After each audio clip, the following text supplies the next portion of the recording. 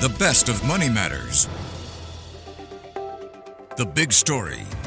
Welcome to The Big Story. I'm Hongbin Jeong. Now, more developments in the political landscape over in South Korea.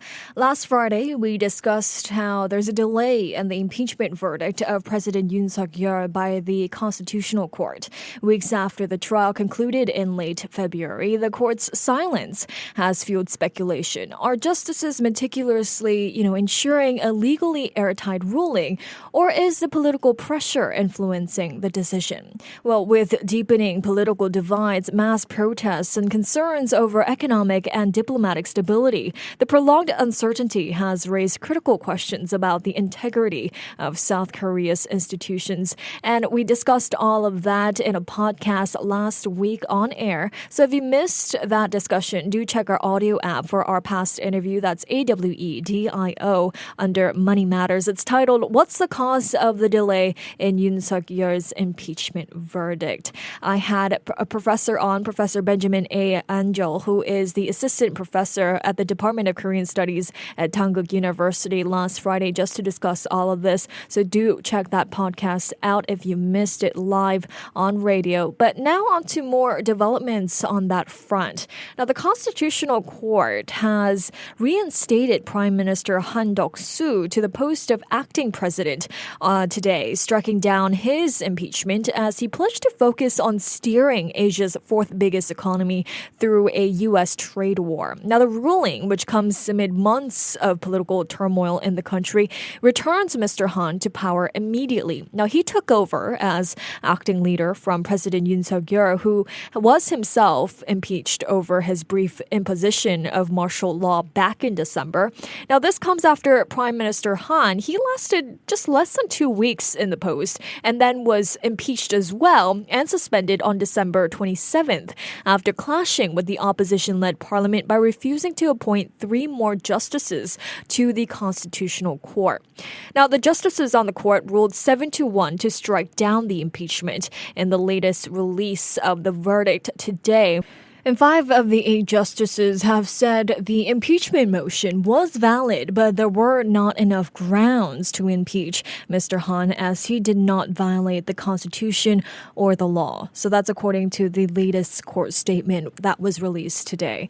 Now, 2 justices ruled that the impeachment motion against Mr. Han, who was acting president at the time, was invalid from the start as 2/3 of lawmakers in parliament did not pass it. 1 justice voted to impeach Mr. Han, who had served in leadership positions for more than 3 decades under 5 presidents, both conservative and liberal. So in a country sharply divided by partisan rhetoric, Mr. Han had been seen as a rare example of an official whose varied career transcended party lines. Now, still, the opposition-led parliament accused him of not doing enough to thwart Mr. Yoon's decision to declare martial law, an accusation he denied. Now, Mr. Lee Jae-myung, who is the head of the opposition Democratic Party, said Mr. Han's ruling must be accepted, but urged the Constitutional Court to swiftly make a decision on President Yoon's impeachment. Now, the court is expected to rule on that half within days, so on the decision whether or not President Yoon will be impeached. But Mr. Yoon, he faces a separate criminal trial as well on charges of leading an insurrection by declaring martial law. So if Mr. Yoon is indeed removed and the Constitutional Court does indeed rule a verdict on his impeachment and say he should be impeached, a new presidential election will be held within 60 days. Now, regarding this matter, South Korea has seen huge, mostly peaceful rallies both in support of Mr. Yoon and calling for his removal in recent months.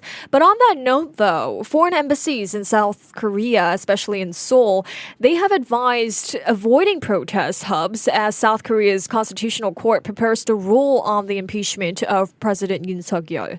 So as mentioned earlier, the court's ruling on Mr. Yoon's impeachment is expected after Mr. Han's, which was just released today. But Mr. Yoon's verdict has been delayed multiple times, fueling tensions in the past few weeks. So if you're heading to Korea anytime soon, or you're already there and you're tuning in right now, embassies, including the Singapore embassy, have have released a list of places to avoid.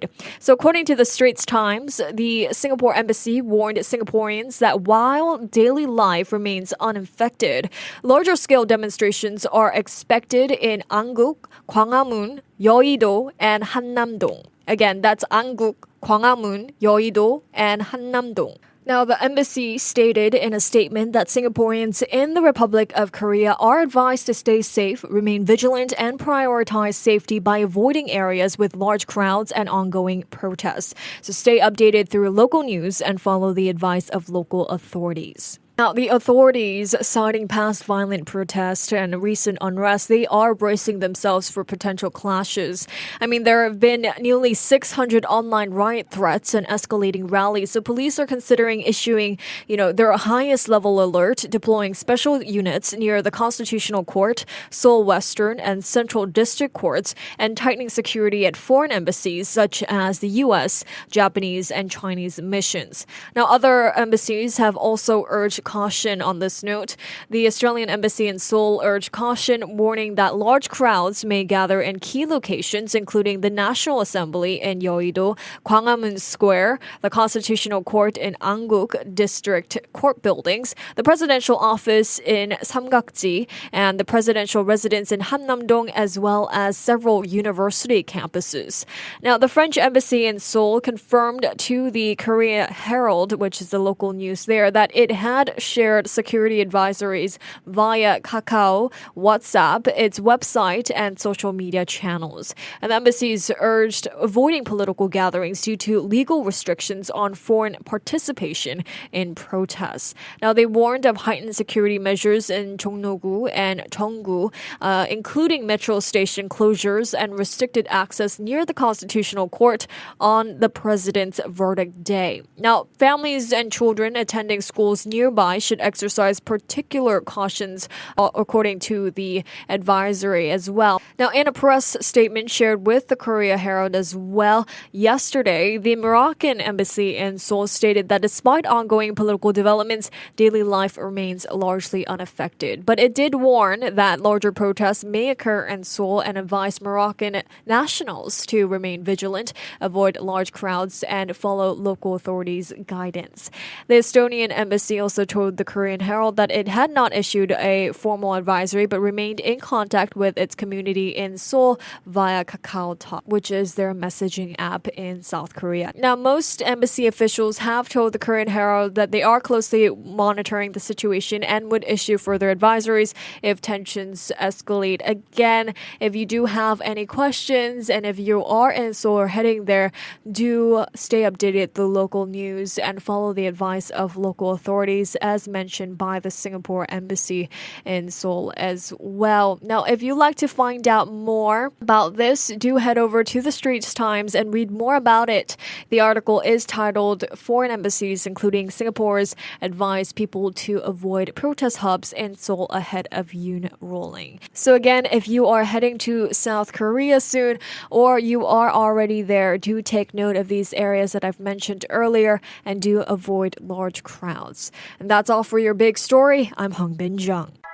To listen to more great interviews, download our podcasts at audio.sg or download the audio app. That's AWEDIO, audio at the App Store and Google Play.